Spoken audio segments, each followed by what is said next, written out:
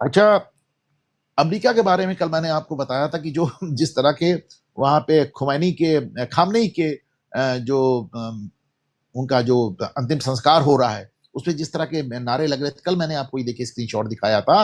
उसमें कह रहे खून बहेगा, खून का बदला खून, और डोनाल्ड ट्रंप तेरे खून से बदला लेंगे वगैरह वगैरह।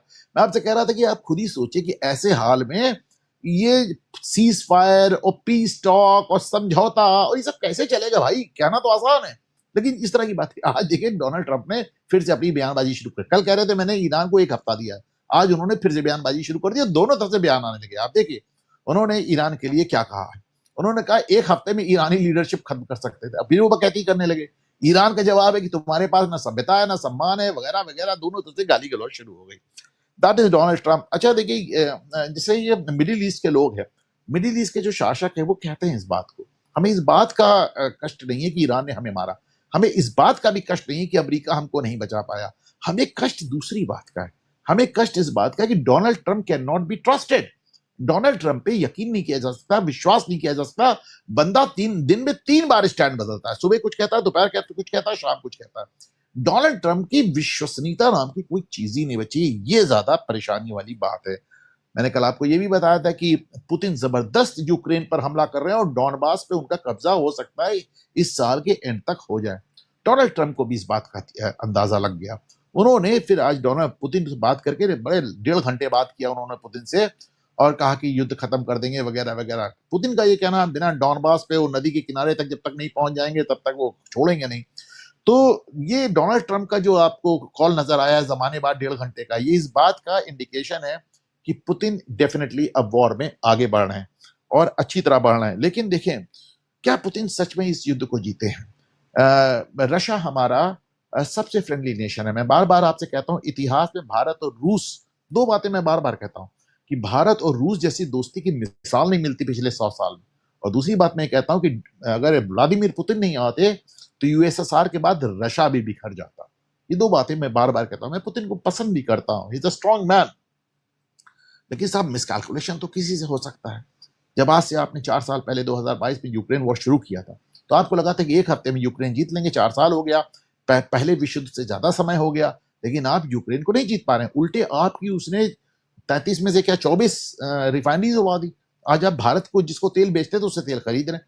तो डॉलर इसमें स्वीकार करने में कोई भी दिक्कत नहीं है कि पुतिन से एक बड़ा मिसकैलकुलेशन हो। अच्छा देखिए, पुतिन से जो बार बार मिसकैलकुलेशन की मैं बात करता हूं इसलिए भी करता हूं कि वो तमाम लोग जो कह रहे थे कि ऑपरेशन सिंदूर को जारी रखना चाहिए था और इस्लामाबाद में घुस जाते, कराची में घुस जाते। भाई जमीन पर चीजें बहुत अलग होती हैं। वो जोश में होश नहीं खोना चाहिए, और प्रधानमंत्री नरेंद्र मोदी जोश में होश नहीं खोते। पुतिन जैसा आदमी मिसकैलकुलेट कर सकता है, ट्रंप जैसा आदमी मिसकैलकुलेट कर सकता है, यहां तक कि नेतन्याहू जैसे आदमी ने मिसकैलकुलेट किया। नेतन्याहू को लगा कि हम सारी ईरानी लीडरशिप मार देंगे तो उसके बाद ईरान सरेंडर कर देगा। क्या करा सरेंडर? ईरान नहीं किया ना, उसके पास विल टू फाइट है। देखिए ये भी बड़ा इंटरेस्टिंग है। इतना पैसा कमा कमा के बैठे सऊदी अरब और कतर और फलाने ठिकाने, कुवैत, बहरीन, लेकिन किसी के पास लड़ने की इच्छा शक्ति नहीं। लड़ने की इच्छा शक्ति नहीं। सऊदी अरब के पास इतने आर्म्स, इतने हथियार, इतने प्लेन इकट्ठा कर, लड़ने की हिम्मत नहीं। सब इतने मुलायम पड़ गए हैं। कोई जमाने में अरब वाले लड़ने के लिए जाने जाते थे, लेकिन वो पैसा कमा के इतने कमजोर, इतने नरम, इतने मुलायम पड़ गए हैं कि इनकी हिम्मत नहीं लड़ने की। इकलौता देश जो ईरान से लड़ा वो यूएई है, जिसको यूएई जो है, जो इजराइल से लेकर भारत तक अपना इसने एक अपना पैक्ट बनाया और वो लड़ा, जबकि सबसे कम पॉपुलेशन उसी की, मुझे 12-13 लाख पॉपुलेशन, वो लड़ा। और सऊदी अरब नहीं लड़ा, बहरीन नहीं लड़ा, कुवैत नहीं लड़ा, मतलब जॉर्डन नहीं लड़ा, कोई लड़ने को तैयार नहीं। तो इसी तरह विल टू फाइट बहुत जबरदस्त होनी चाहिए आपको अगर युद्ध में टिके रहना है। और यूक्रेनियंस ने दिखाया कि उनके पास लड़ने की इच्छा शक्ति है, ईरान ने दिखाया कि उनके पास लड़ने की इच्छा शक्ति है। ये मिस कैलकुलेशन हुआ पुतिन से। देखिए यूएसएसआर का एक हिस्सा हुआ करता था लिथुआनिया, अब लिथुआनिया भी कहता है हम कभी एटम बम नहीं बनाएंगे। आज वो देख रहे हैं वो भी सब अपना डिसीजन बदल रहे हैं। वो कह रहे हैं कि साहब हम परमाणु हथियारों पर जो संवैधानिक रोक है वो हटा देंगे। अभी ये भी, और वो उसने अपना इसका कारण क्या बताया? उसने कारण बताया कि हमको भी पुतिन से खतरा है। देखिए लिथुआनिया कहां है, आप इसको देखें, बहुत ध्यान से देखें, नक्शे पे देखें, आपको लिथुआनिया देखिए छोटा सा नजर आ रहा है।